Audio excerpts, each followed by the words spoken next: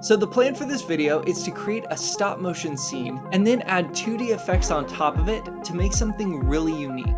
And I know exactly what action figure I want to use for this.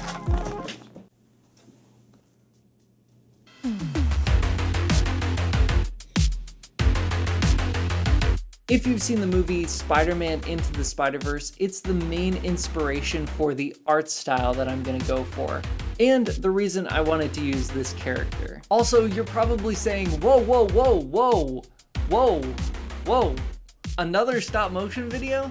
I'm sure I'll be doing even more stop motion along with my other projects in the near future, but with the new Spider-Man movie coming out recently, I figured it made sense to do this now, plus I enjoy these projects. So to get started, the very first thing I'll need is an animation to start building off of. But I've still just been using my original supplies from my very first time trying stop motion. So I'm thinking my gear needs some upgrades. First upgrade, the rig. This thing is cheap. The metal bends when you tighten it. It can't hold up heavier objects. Boom, this new one is sturdy, easily adjustable, and ready to add upgrades in the future. Second upgrade is the software. I've been using Stop Motion Studio Pro.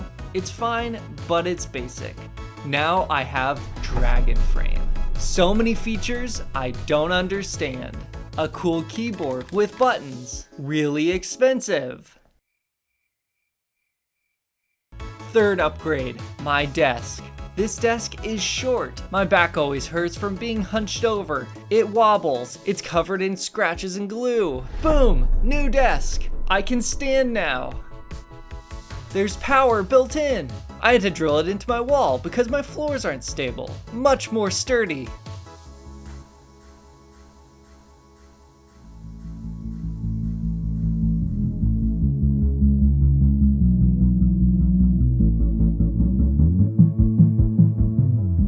I guess I'll just jump in.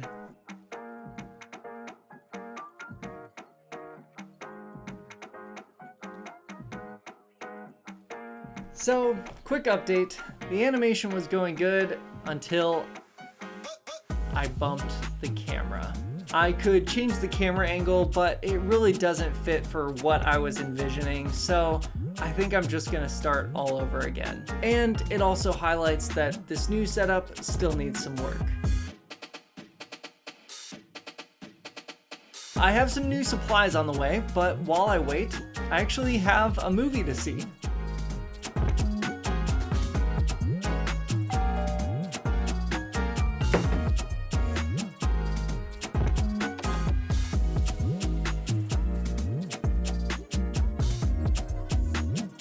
Okay, let's do this one more time. Unfortunately, I had a trip coming up, so I was working against the clock. It was incredibly stressful making sure I had all the shots I needed before leaving, and before I knew it,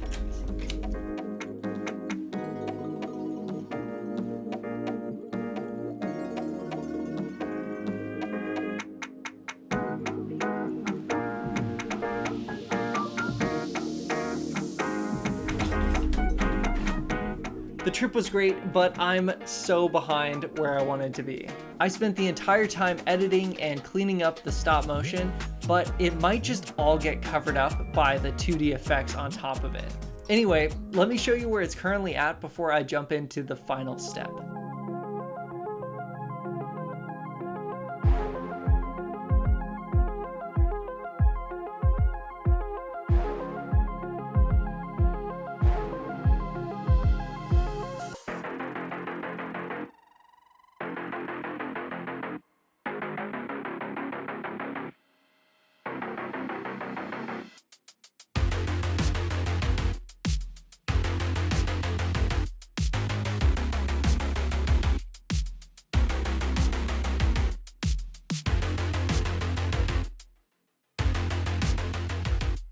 It may be tough to see my final vision, but all I can do is keep moving forward with the stylizing part, and hopefully it doesn't take forever.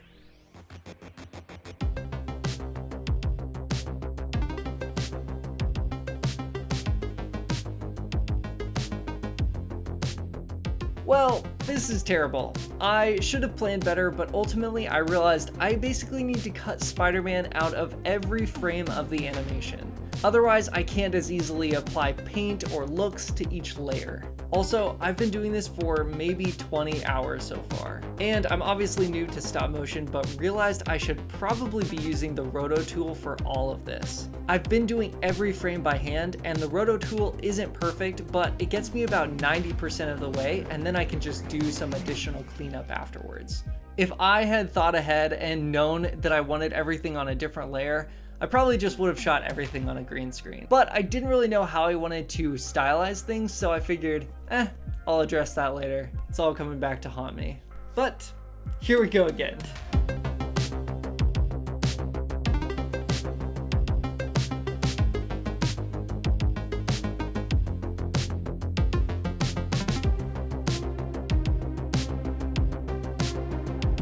After another 30 to 40 hours of art stylization and roto work, I decided to call it done. I screen recorded over 20 hours of my editing process, which was only a fraction of this project. But if you'd like to see a time lapse of those 20 hours shrunk down to just 10 minutes, I just created a second channel where I'll be posting that video soon. This was by far the most stressful project I've worked on for a number of reasons. And if it earned your subscription, I would be truly grateful. I really struggled with deciding on when to call it done. There were so many art styles I could have run with, and I thought about doing the whole thing in a black and white halftone look, or even rendering out just the color pass, which looked really cool in some early tests. But ultimately, I just had to pick one, and I decided to go with something that allowed the photography to still show through a bit. I'm sure I'll revisit this art form again in the future, so let me know in the comments what art styles you'd like to see next. Now, I think it's finally time we wrap up this video and check out the finished animation.